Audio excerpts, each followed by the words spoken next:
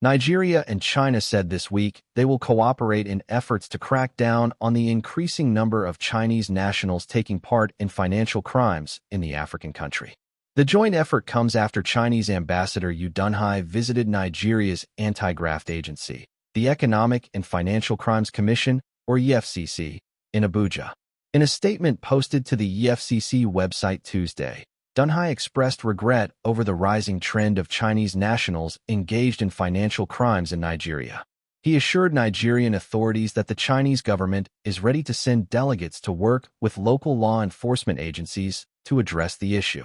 At the same time, Dunhai urged authorities to protect the rights of Chinese citizens while investigations are conducted. Since November, Nigerian authorities have arrested at least 400 Chinese nationals suspected of cybercrime, telecom fraud, and illegal mining. Many of them are facing trial. But Nigerian political analyst Chukwudi Odoim warned that China's influence over the process could undermine the rule of law. The collaboration looks good, but then the relationship between Nigeria and China is something that is suspicious in this particular arrangement, Odoim said. The collaboration may be defeated in the sense that China will have undue influence, and it may even lead to political release of those persons instead of subjecting them through the criminal trial system in Nigeria. China is Nigeria's largest trading partner by value, with trade totaling $5 billion in 2023. In the first quarter of last year, Chinese companies provided 23% of Nigeria's total imports.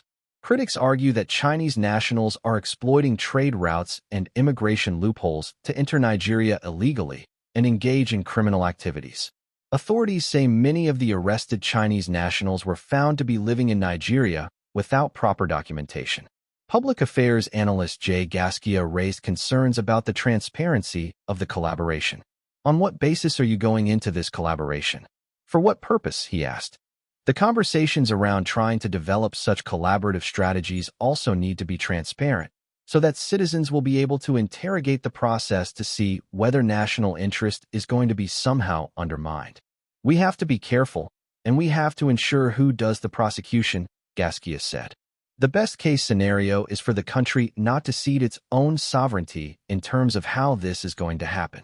Nigeria's debt to China exceeds $5 billion, more than the bilateral loans owed to all other countries combined.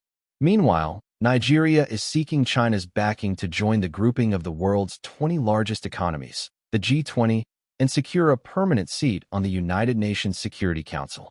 But political analyst Rotimi Alawale believes the debt should not influence how Nigeria handles criminal cases. I don't think that the debt we owe China, $5 billion, will affect anything, Alawale said. That's government-to-government relations. The most important thing is that the case should not be politicized. We must clearly define our rules and uphold our laws. Previously, Nigeria's parliament called for the mass deportation of illegal Chinese migrants.